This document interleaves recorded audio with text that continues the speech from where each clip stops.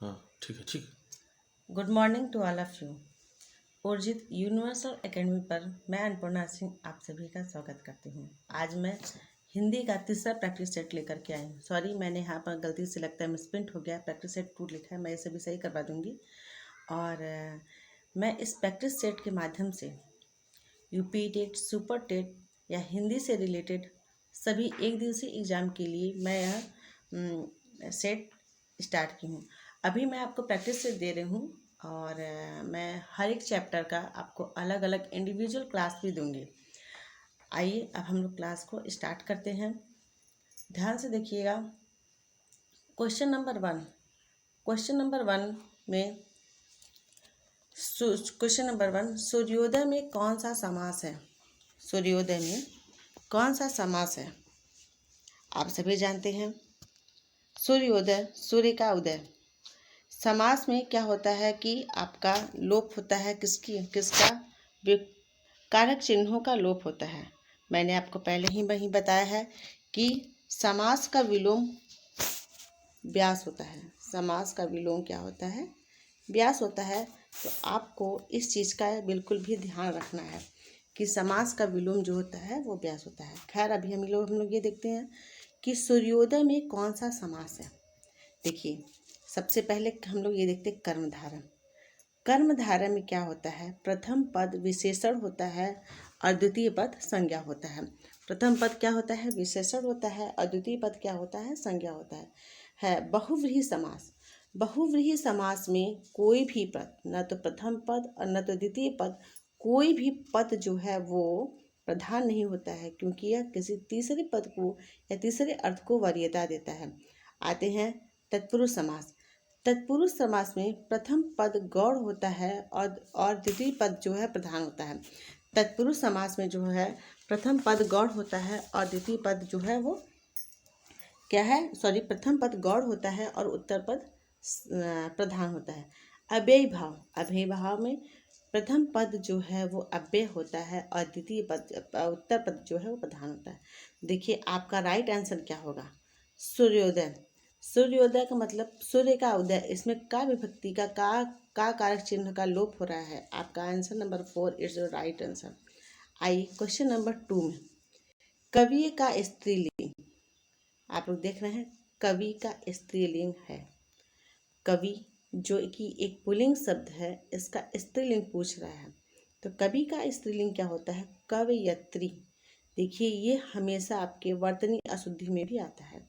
तो आप लोग ध्यान से इस चीज़ को एक बार देख लीजिए कि कवि का जो है स्त्रीलिंग कवयत्री होता है। और ध्यान रखिएगा कि वर्तनी अशुद्धि में भी यह काफ़ी पूछा जाने वाला प्रश्न है। ठीक है, आइए नेक्स्ट क्वेश्चन पर आते हैं हम लोग। बुद्धिमान शब्द किस स्वर्ग में है? सवर्ग में आता है बुद्धिमान। अब आप लोग ये सोच रहे होंगे कि सवर्ग क्या शब्द है? आप सबके दिमाग में ये आ रहा होगा कि सवर्ग मीन्स क्या होता है? सवर्ग मतलब होता है भेद। ठीक है, जैसे कि संज्ञा, सर्वनाम, विशेषण, क्रिया विशेषण। तो इसमें सवर्ग जो है कि एक भेद है। किसका? देखिए, बुद्धिमान शब्द किस सवर्ग में है? बुद्धिमान क्या है? एक विशेषण शब्द है जो किसी नाउन या प्रोनाउन, सॉरी, किसी संज्ञा या सर्वनाम की विशेषता बताता है। जैसे राम बुद्धिमान है, तो राम की विशेषता क्या है? कि वह बुद्धिमान है। तो सवर्ग जो है, ये बुद्धिमान जो है, एक विशेषण शब्द है। अब आइए हम लोग नेक्स्ट देखते हैं। नेक्स्ट, निम्नलिखित में कौन सा योजक चिन्ह है? सॉरी, यहाँ पर आपका योजक जो है वो मिस्टेक हो गया है। आप लोग यहाँ पर मैं राइट कर दे रही हूँ कि कौन सा योजक चिन्ह है। अब देखिए, ये है जहाँ पर एक छोटी सी लाइन, दो शब्दों के बीच में जो लाइन यूज की जाती है उसी को बोलते हैं योजक शब्द। देखिए, ये आपका प्रश्नवाचक है, ये आपका अल्प विराम है, ये आपका पूर्ण विराम है। आपका सही आंसर क्या है? आपका सही आंसर क्या है? Answer number 2। ठीक, योजक चिन्ह ये रहा। Okay, that is clear. अब आइए नेक्स्ट देखते हैं हम लोग। आइए क्वेश्चन नंबर 5 में, मैं इसे छोटा कर देती हूँ। देखिएगा, जब प्रथम पद संख्यावाची और द्वितीय पद संज्ञा हो तो कौन सा समास होता है? ध्यान से देखिएगा, प्रथम पद संख्यावाची और द्वितीय पद संज्ञा हो तो कौन सा समास होता है? इसका आंसर आप लोग दीजिए, तब तक मैं आपको बता देती हूँ। देखिए, यदि जिसमें प्रथम पद विशेषण और द्वितीय पद, प्रथम पद विशेषण और द्वितीय पद आपका संज्ञा हो, उत्तर पद संज्ञा हो, तो आपका कर्मधारय समास होता है। और तत्पुरुष समास में क्या होता है कि प्रथम पद गौड़ होता है और उत्तर पद जो है प्रधान होता है। तत्पुरुष समास में यही है कि प्रथम पद गौड़ होता है और उत्तर पद समास होता है। बहुव्रीहि में दोनों पद क्या होते हैं? अप्रधान होते हैं, क्योंकि यह किसी तीसरे पद को का अर्थ देता है। जैसे लंबोदर, सपोज दैट ये बहुव्रीहि का एक मैं आपको एग्जाम्पल दे रही हूँ। लंबोदर का मतलब है लंबा है जिसका उदर, यानी गणेश। चलिए, अब हम आपको इसका सही आंसर बताते हैं। जब प्रथम पद संख्यावाची और द्वितीय पद संज्ञा, कभी कभी देखिए एग्जाम्पल न पूछ करके क्या करता है, सीधे वो परिभाषा पूछ लेता है, सीधे उसके कॉन्सेप्ट। तो आप लोगों को क्या करना है, एग्जाम्पल पहचानने के साथ साथ आपको सीधे उनकी परिभाषाएं या उनका कॉन्सेप्ट भी क्लियर होना चाहिए। तो देखिए, यहाँ पर आपका राइट आंसर क्या होगा? ये द्विगु समास है। ठीक, आपका राइट आंसर क्या होगा? द्विगु समास है। अब आइए हम लोग आते हैं नेक्स्ट क्वेश्चन में। तो ध्यान से देखिएगा, आपका नेक्स्ट क्वेश्चन क्या होगा? नेक्स्ट क्वेश्चन देखिए, बहुत ही अच्छा क्वेश्चन है, ध्यान से देखिएगा। निम्नलिखित में से महाप्राण व्यंजन कौन है? दोस्तों, आप लोग काफ़ी समय से ये सब पढ़ते आ रहे होंगे, या जिनको नहीं पता होगा मैं आपको बता दे रही हूँ। इस बात का हमेशा ध्यान रखिएगा कि हिंदी में अल्प प्राण और महाप्राण, श्वास वायु के कार्य से अल्प प्राण महाप्राण व्यंजनों को दो भागों में बांटा गया, इसमें अल्प प्राण और महाप्राण, प्राण की संज्ञा में, ठीक है, श्वास के उसमें। अब देखिए, जैसे कि आप लोग क ख ग घ लिखते हैं, सभी लोग लिखते हैं, लिख के आज मैं आपको लिख के दिखाऊंगी। क ख ग घ और ये आपका अंग। देखिए, क ग और अंग, ठीक, ये आपका तीनों जो है ये आपका क्या हो गया? अल्प प्राण। क्या हो गया? अल्प प्राण। आपका बचा क्या? ख और ग। ठीक है, मेरा कहने का मतलब कि एक वर्ग में 5 लेटर होते हैं। ठीक है, एक वर्ग में कितने लेटर होते हैं? 5 लेटर होते हैं। तो पहले को छोड़ दीजिए, ठीक है। देखिए, पहला, दूसरा, सॉरी एक सेकेंड, हाँ देखिएगा, पहला, तीसरा और पांचवा ये आपके हैं अल्प प्राण। क्या है? अल्प प्राण। और याद रखिएगा, आपका ये दूसरा और चौथा ये हैं आपके महाप्राण। अब आप ध्यान से देखिएगा कि किस ऑप्शन में आपका दूसरा, आप देखिए क, आप जब क वर्ग को उठाएंगे तो क आपका तो पहला ही हो गया, तो ये आंसर आपका रॉन्ग हो गया। दूसरा में देखिएगा, दूसरे में क ख आपका इसमें आया, ठीक, च भी आपका इसमें आया, ट ठ ये भी आया, त थ ये आया, प, यानी कि आपका ये जो ऑप्शन है यही आपका राइट ऑप्शन है। खैर, आपका आधा ऑप्शन थर्ड या फोर्थ हमको लगता है इधर टाइप हो गया। हाँ, यर और लव, ये तो होने का कोई चांस ही नहीं है, क्योंकि यर और लव जो है ये आपका यंत्रस्थ वर्ण, और फोर्थ है इनमें से कोई नहीं। आपका राइट आंसर अल्प प्राण में व्यंजन है, तो इसमें आपका राइट आंसर यही है। कौन सा? Answer option number 2। आइए अब हम लोग आगे चलते हैं। आगे देखिएगा, क्वेश्चन नंबर 6 में आते हैं। ठीक, क्वेश्चन नंबर 6 में निम्नलिखित में से कौन सा शब्द सरस्वती का पर्यायवाची नहीं? सरस्वती का पर्यायवाची, सरस्वती मतलब हमारी जो माँ सरस्वती हैं। तो सरस्वती को का पर्यायवाची देखिएगा वीणा पाणी। देखते ही आपको समझ में आ गया होगा कि हाँ ये जो है ये तो सरस्वती का है। अब ये भारती, ये भी आपको लग रहा होगा। वाग्देवी, ये जानवी। जानवी शब्द जो है, जानवी जो है ये आपका सरस्वती का पर्यायवाची नहीं है, क्योंकि जानवी जो है यह गंगा का पर्यायवाची है। ठीक है, जानवी जो है गंगा का पर्यायवाची है, बाकी ये तीनों आपके सरस्वती का पर्यायवाची है। दैट इज क्लियर दोस्तों। यदि आप हमारे चैनल पर नए हैं तो प्लीज़ उर्जित यूनिवर्सल एकेडमी को आप लाइक कीजिए, सब्सक्राइब कीजिए, शेयर कीजिए। ठीक है, आइए नेक्स्ट देखते हैं। आइए क्वेश्चन नंबर 4, बहुत ही अच्छा क्वेश्चन है। बीती विभावरी जागरी, अंबर पनघट में डुबो रही, तारा घट उषा नागरी। देखिए उपयुक्त पंक्तियों में कौन सा अलंकार है। आपने देखा होगा, जो बच्चे हमारे बराबर से एग्जाम दे रहे होंगे, जो दोस्त, उन्हें ये अच्छे से पता होगा कि अक्सर कर ये क्वेश्चन क्या होता है, किसी न किसी एग्जाम में पूछ लिया जाता है।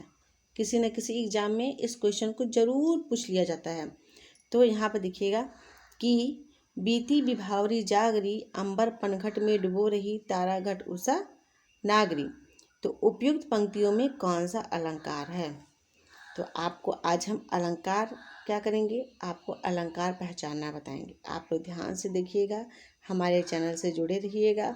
आपको आपकी एक एक कॉन्सेप्ट को हम क्लियर करते हुए आगे बढ़ते जाएंगे। और जब भी आप एग्ज़ाम देने जाइएगा, किसी भी एग्ज़ाम में, UP TET, super TET, UP police, कोई भी एग्ज़ाम हो, तब आपको समझ में आएगा कि हाँ जो भी हमने बताया है वो आपके लिए हेल्पफुल है या नहीं है। देखिए सबसे पहला आपको अनुप्रास अलंकार।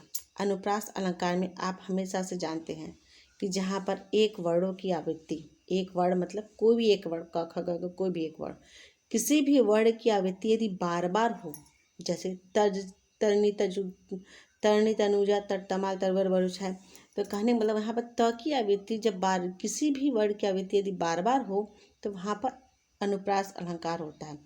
उपमा अलंकार का मतलब कहाँ है, जहाँ उपमेय में ही उपमान को मान लिया जाता है। जैसे चरण कमल बंदो हरिया, तो देखिए जहाँ जहाँ जहाँ उपमेय में उपमान को मान लिया जाता है वहाँ उपमा अलंकार होता है। और रूपक अलंकार का मतलब होता है क्या कि जब किसी की तुलना किसी दूसरे, जैसे देखिए बीती विभावरी जागरी, अंबर पनघट में डुबोरी। अंबर मतलब आकाश, पनघट मतलब पानी, नदी। अब दूर से देखने पे क्या का, कभी कभी हम लोग जैसे हम लोग गंगा के किनारे या कहीं समुद्र के किनारे खड़े होते तो दूर से देखने में हमें क्या लगता है कि जो बादल का अंतिम छोर है वो क्या कर रहा है, वो पानी में डूब रहा है या उसमें समा रहा है। तो यहाँ हमको ऐसा प्रतीत हो रहा है, ऐसा हमें लग रहा है कि हम ये महसूस कर रहे हैं। तो इसलिए यहाँ पर रूपक रखा है, किसी चीज़ को उसके अनुरूप रूपित कर दिया जाए या ऐसा हमें लगे, अनुमान लगे, तो वहाँ पर आप रूपक अलंकार को टिक कर सकते हैं। आइए नेक्स्ट देखिएगा। निम्नलिखित में तत्सम शब्द, आइए हम आपको बताते हैं तत्सम और तद्भव।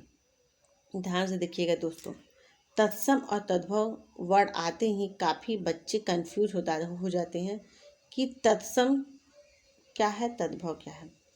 देखिए ध्यान से देखिएगा, तद्भव, तद्भव, तद्भव का मतलब होता है, भव मतलब होता है उत्पन्न होना। ठीक है, संस्कृत के वह शब्द तत्सम, स है, तत्सम यहाँ बीच में स है, तो ये समझ जाइए कि ये संस्कृत के वर्ड हो गए।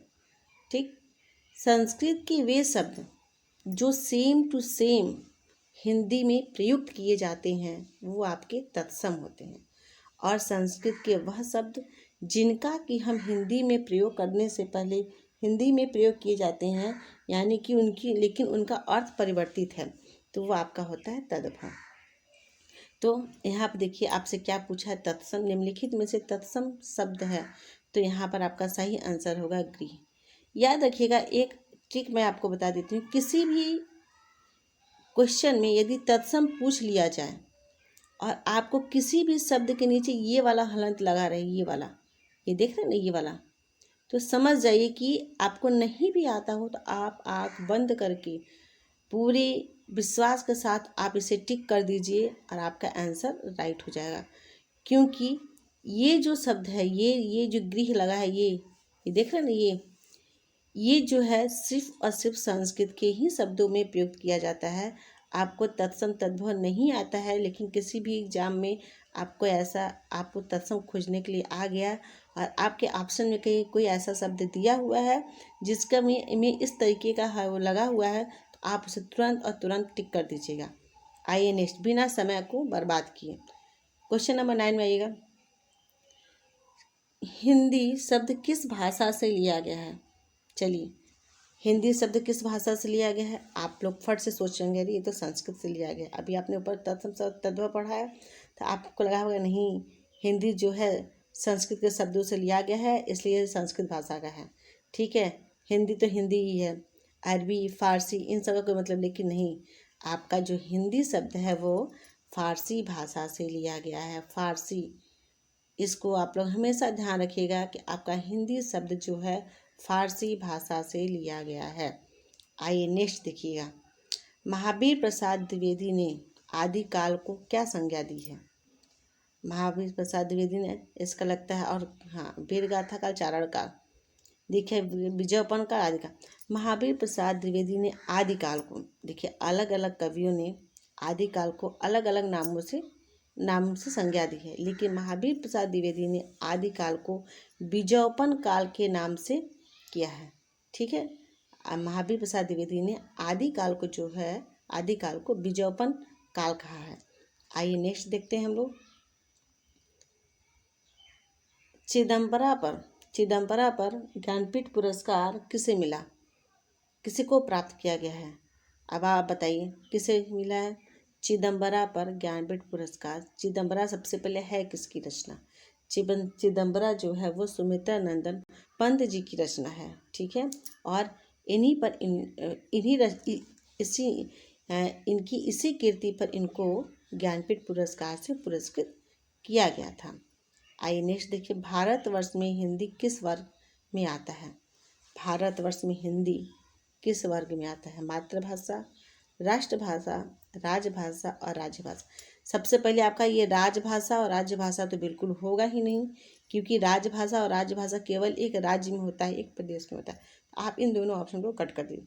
मातृभाषा, हिंदी जो है हमारी मातृभाषा है, लेकिन भारत के पूरे भारतवर्ष में हिंदी को राष्ट्रभाषा के रूप में स्वीकृत किया गया है। आइए नेक्स्ट देखिएगा। पसीना शब्द का विलोम, पसीना शब्द का विलोम, देखिए पसीना, पानी, कतरा, सॉरी यहाँ पर खुश नहीं होगा, खून होगा। ठीक है, यहाँ खून होगा, खून या लहू। तो देखिए पसीना शब्द का विलोम, बस कहते हैं ना खून पसीना। ठीक, सिंपल सी बात, खून पसीना। तो आपका विलोम पूछ रहा है तो भैया आपका विलोम यही होगा ना, पसीना का विलोम शब्द खून होगा। आइए नेक्स्ट, यही आपका आंसर सही है। आइए क्वेश्चन नंबर 14 में, प्रत्येक में कौन सा समास है?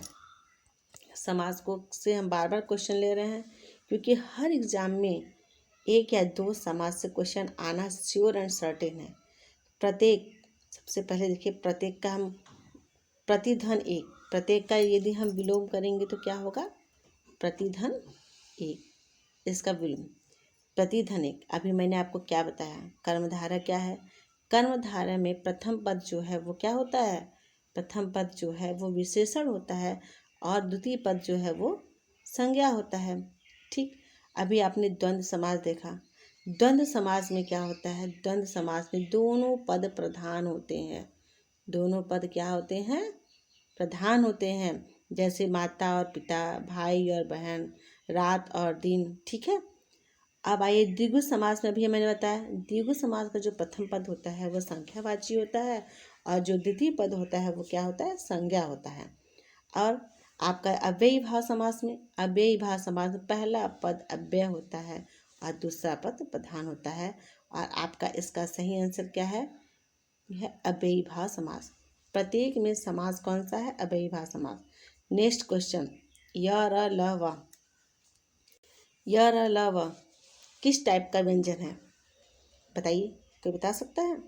ऊष्म व्यंजन, अंतस्थ व्यंजन, स्पर्श व्यंजन और अयोगवाह व्यंजन। आज हम आपको बताएंगे। क से लेके ज्ञ तक हम लोग पढ़ते हैं। क से लेके ज्ञ तक में व्यंजनों को कई भागों में डिवाइड किया गया। देखिए, क से लेके म तक, क से लेके म तक के व्यंजन आपके आते हैं स्पर्श व्यंजन में। स्पर्श व्यंजनों की संख्या कितनी है? 25 है। याद रखिए, कभी कभी किसी एग्जाम में यह पूछ लिया जाता है कि स्पर्श व्यंजनों की संख्या कितनी होती है। अब आइएगा नेक्स्ट क्या है? ऊष्म व्यंजन। अब देखिए, आपका यही है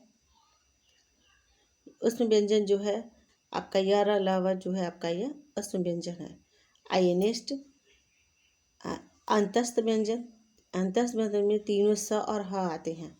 ठीक है, तीनों श यानी कि तालब स,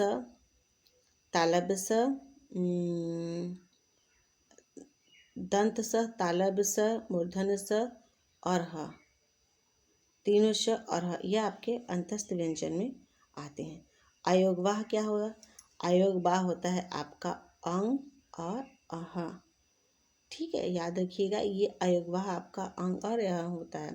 तो आपका सही आंसर क्या होगा? य र ल व किस वर्ग के व्यंजन है? तो य र ल व ऊष्म व्यंजन। ये आपको नहीं समझ, आप देखिए बोल के देखिए य र ल व। ठीक है, जिस शब्दों को बोलने में हमारे जीवा को संघर्ष करना पड़ता है ये जिन शब्दों को बोलने से हमारे मुंह से भाप बाहर निकलती है, य र ल व, फट से बोलिए, देखिए तुरंत आपके मुंह से भाप बाहर आएगी, तो यही हमारा ऊष्म व्यंजन है।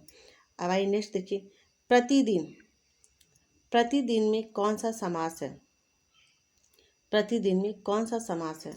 देखिए, प्रतिदिन अव्ययीभाव समास, द्विगु समास, द्वंद्व समास, तत्पुरुष समास। मैंने पहले भी बताया है, अव्ययी भाव में प्रथम पद अव्यय होता है, द्वितीय पद प्रधान होता है। द्विगु समास में प्रथम पद संख्यावाची होता है और द्वितीय पद संज्ञा होता है। द्वंद्व समास में दोनों पद प्रधान होते हैं और तत्पुरुष समास में क्या है कि आपका प्रथम पद गौड़ होता है और उत्तर पद प्रधान होता है। तो आपका सही आंसर होगा प्रति में ये अव्ययी भाव समास। आइए नेक्स्ट देखिएगा, जस्ट अ मिनट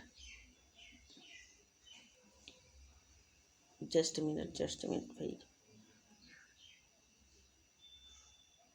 आइए, व्यापक शब्द का समानार्थी शब्द चुनिए। व्यापक शब्द का समानार्थी मतलब जानते हैं ना, जो समान हो, जिसके वो समान हो, उसके बराबर हो, वही होता है उसका समानार्थी शब्द। अब देखिएगा, समानार्थी शब्द चुनने की बात कह रहा है। ठीक है, तो समानार्थी शब्द में क्या हो गया? व्यापक शब्द का समानार्थी शब्द। व्यापक मतलब विस्तृत, बड़ा, व्यापक। तो सार्वजनिक, प्रकट, पर्याप्त, विस्तृत। आपका समझ में देख के ही लग रहा होगा कि व्यापक का समानार्थी क्या है? विस्तृत है। आइए नेक्स्ट क्वेश्चन पर बिना समय को नष्ट किए, क्वेश्चन नंबर 18, पंच परमेश्वर रचयिता के नाम का चयन कीजिए। अब बताइए, पंच परमेश्वर रचयिता की रचना किसने की थी? आप लोग इसका आंसर सोचते रहिए, मैं अभी बताती हूँ आपको। पंच परमेश्वर रचयिता के नाम का चयन कीजिए। तो पंच परमेश्वर रचयिता के नाम का चयन देखिए क्या होगा? ये मुंशी प्रेमचंद। ठीक है, रामधारी सिंह मैथिली, रामधारी सिंह दिनकर प्रेमचंद, मैथिली शरण गुप्त, अश्वमेधा नंदन पंत। आपके सही आंसर यही होंगे, प्रेमचंद। पंच परमेश्वर प्रेमचंद, सिंपल सा। आइए क्वेश्चन नंबर 19, अंगारों पर पैर रखना मुहावरे का अर्थ। देखिए, ध्यान से देखिएगा कि अंगारों पर पैर रखना मुहावरे का अर्थ स्वयं को खतरे में डालना। सॉरी, लगता है यहाँ पर ये छूट गया है, जस्ट मिनट। खतरों से खेलना क्या है? खतरों से खेलना। ठीक है, खतरों से खेलना, बेरोजगार हो जाना, मुसीबत मोल लेना। अंगारों पर पैर रखना मतलब कि मुसीबत को मोल लेना, मतलब हम जानबूझ करके हम उस मुसीबत को क्या कर रहे हैं? ले रहे हैं। आइए नेक्स्ट क्वेश्चन नंबर 20, छंद मुख्य रूप से कितने प्रकार के होते हैं? देखिए, छंद मुख्य रूप से कितने प्रकार के होते हैं? तो छंद जो है वो मुख्य रूप से 2 प्रकार के होते हैं। कौन से छंद? एक होता है वार्णिक छंद, एक होता है मात्रिक छंद। ठीक, वार्णिक छंद में क्या होता है? वर्णों की काउंटिंग होती है। जैसे कि 4 लिखा है तो हम 4 को काउंट कर रहे हैं, तो आपको यहाँ 1 2 3। और वर्ण में ठीक है, यहाँ ये मात्रा में हम इस तरीके से और इस तरीके से काउंट करते हैं। और जो वर्ण होता है, वर्ण में जो लेटर होते हैं, अक्षर होते हैं, हम उसके से काउंट करते हैं। गुनाहों के देवता किसकी रचना है? धर्मवीर भारती, प्रेमचंद शुक्ल, जयशंकर प्रसाद, रामचंद्र शुक्ल, प्रेमचंद और धर्मवीर भारती। तो गुनाहों के देवता के रचनाकार कौन है? धर्मवीर भारती। नेक्स्ट देखिएगा, अवलोकन में कौन सा उपसर्ग प्रयुक्त हुआ है? अवलोकन में कौन सा उपसर्ग प्रयुक्त हुआ है? देखिए, किसी भी सार्थक शब्द के आगे, ऊ से मतलब आगे, ठीक, ध्यान रखिएगा। एक होता है प्रत्यय, तो प्र से प्रत्यय और प से पीछे। जिसमें पीछे की बात कही जाती है वहाँ प्रत्यय होता है, जिसमें आगे की बात कही जाती है वहाँ उपसर्ग होता है। ऊ से उपसर्ग और ऊ से आगे। तो अवलोकन, लोकन मतलब होता है क्या? निरीक्षण करना, देखना। ठीक है, इसमें कौन सा उपसर्ग लगा है? ये अव, और ये आपका आंसर सही है। आइएगा क्वेश्चन नंबर नेक्स्ट देखिएगा। आइए क्वेश्चन नंबर 3 में, तमस किसकी रचना है? तमस किसकी रचना है? तो तमस जो है वो भीष्म साहनी की रचना है। किसकी रचना है? भीष्म साहनी की रचना है। ठीक है, ये तमस भीष्म साहनी, यशपाल, कमलेश्वर, अमरकांत। ठीक है, आपके पास 4 ऑप्शन है, लेकिन इसमें तमस जो है भीष्म साहनी की रचना है। आइए नेक्स्ट क्वेश्चन नंबर 24, पिताजी कल तक लौट के आने की आशा में है। देखिए, पिताजी कल तक लौट कर आने की आशा में है, मतलब आएंगे कि नहीं ये कंफर्म नहीं है, आशा है यानी कि संदेह है। तो यहाँ देखिए ऑप्शन में क्या है? इच्छावाचक, संकेतवाचक, निषेधवाचक और संदेहवाचक। तो देखिए, यदि किसी भी चीज़ को करने में हमें इच्छा का मतलब होता है भाई कोई भी काम हम अपनी इच्छा से करते हैं। मेरा पढ़ने का मन है, पढ़ेंगे, नहीं पढ़ने का मन है, नहीं पढ़ेंगे, ये हमारी इच्छा है। संकेत का मतलब है कि हम संकेत के माध्यम से किसी चीज़ को यदि इंडिकेट करते हैं या बताते हैं। निषेध का मतलब होता है निगेटिव यानी नकारात्मक। लेकिन यहाँ पर संदेहवाचक मतलब कि शंका उत्पन्न करना कि वो काम मेरा होगा या नहीं होगा। तो यहाँ देखिएगा, पिताजी के कल तक लौट आने की आशा है, आएंगे कि नहीं आएंगे ये नहीं पता, इसलिए आपका आंसर ये होगा संदेहवाचक। ठीक, आइए इस सेशन का लास्ट और अंतिम क्वेश्चन नंबर 25, खड़ी बोली का प्रथम महाकाव्य है। खड़ी बोली का प्रथम महाकाव्य क्या है? चलिए आप लोग जरा सा एक बार कोशिश करिए कि इसका सही आंसर क्या होगा। कामायनी, साकेत, प्रिय प्रवास और निर्जा। खड़ी बोली का जो है प्रथम महाकाव्य क्या है? प्रिय प्रवास। ठीक है, तो आज के लिए आपका सिर्फ इतना ही है आज के लिए। चलिए आप लोग अपनी तैयारी करते रहिएगा, और मैं आपको समय समय पर एक एक क्लास में आपको प्रैक्टिस भी कराती रहूँगी। और मैं कोशिश कर रही हूँ कि आपको चैप्टर वाइज आपका रिवीजन कराती चलूँ। जैसे कि हिंदी का स्टार्टिंग से मैं अभी आपको ईवीएस का भी क्लास दूँगी, जीके भी दूँगी, और टीचिंग पेडागॉजी भी दूँगी। ओके, आज के लिए बस इतना ही। ओके, धन्यवाद।